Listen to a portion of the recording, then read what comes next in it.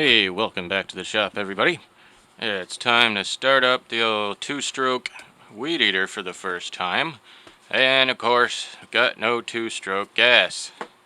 And what everybody's noticing these days is that the ethanol gas tends to destroy the carburetors on things like this. Yet there's virtually nowhere around here to get ethanol-free gas. And so they're selling this $8 a quart or some such pre-mixed gas, which of course is ridiculous. I'm sure it's very nice stuff and might be a reasonable purchase if you just need to do the occasional trimming. But when you live in a jungle, we're gonna have to make some.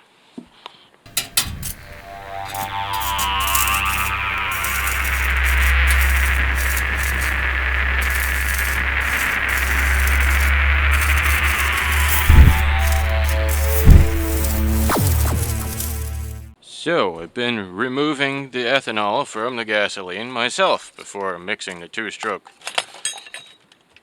I've run several tanks of this through the chainsaw and it loves it. So, simple kit. The 2-liter soda bottle.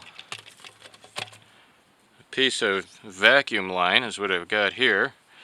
And I've attached it to the soda cap by using a piece of brake line that I've cut off here with the flare end on it, and just drill a hole slightly undersized in the soda cap and shove the brake line through and into the tubing, which I may or may not have heated up. And then the yogurt cup, which is 6 ounces, right close to 10% of the volume of the 2-liter, which would be 66-ounce soda bottle. All we're going to be doing here is adding about 10% water to the gasoline and then letting that mix with the ethanol and settle out. So what's nice to have on your soda bottle are some handy reference marks. So here,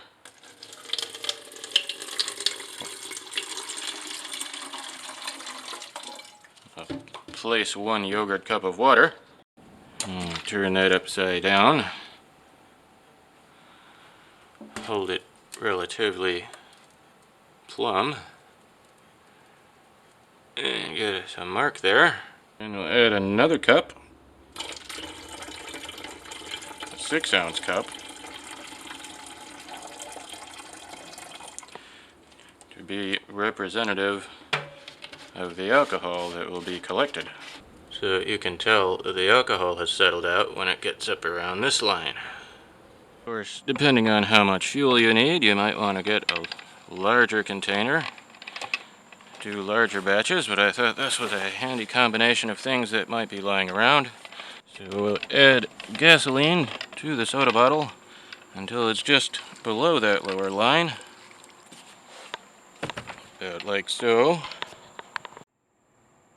And we add our 6 ounces of water, screw on the cap. You can see things happening already. It works pretty fast. Get a container to collect our ethanol. Agitate this a bit.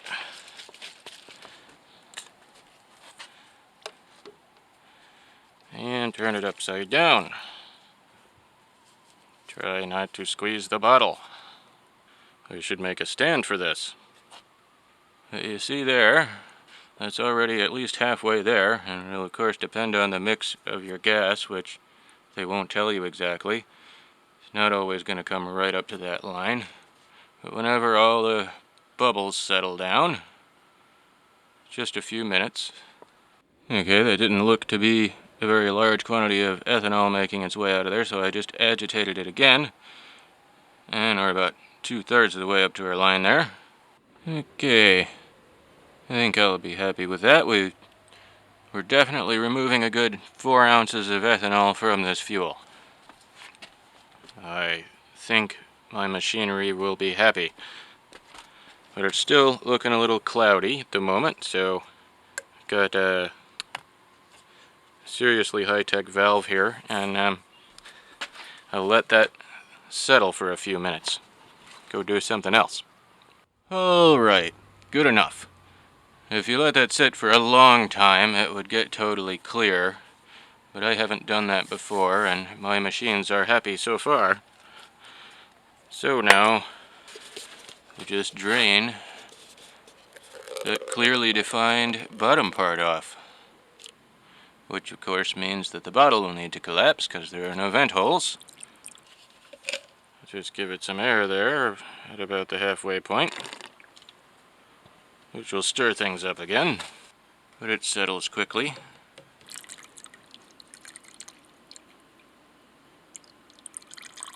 And just let it go a little extra to make sure we're not leaving any water and ethanol in the gasoline. And we can see there that there are a few bubbles falling down there of water and ethanol. So we'll let that settle once more and drain off just a splash. And we should be good. There is mostly pure gasoline, or much closer than it was.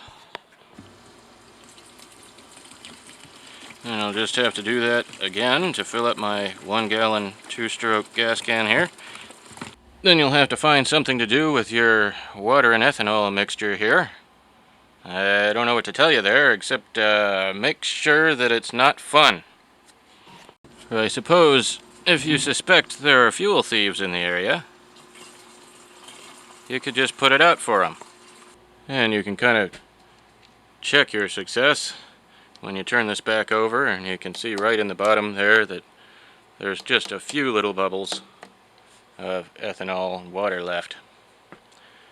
Shouldn't be enough to cause any problems. But of course, this is not absolutely ideal, and merely removing the ethanol from the gasoline without doing anything else is going to change the octane of the fuel and might cause some things to run differently. It's working fine for me so far. So it's a way around the fuel racket if it's worth a half an hour to you and you're willing to take on some responsibility. Okay, it looks like if you shake it up really vigorously the first time in one shot and don't do it again, it will settle really clearly like that. It's so clear. And then just mix in your 2-stroke oil as usual.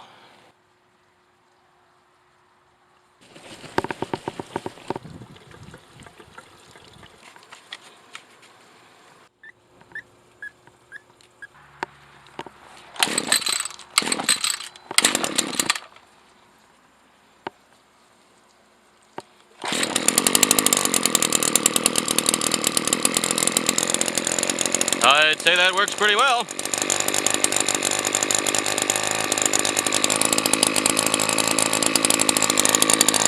Hasn't run since last year.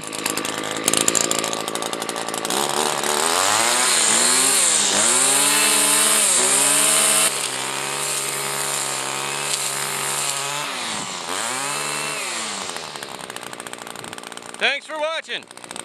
Fight the power.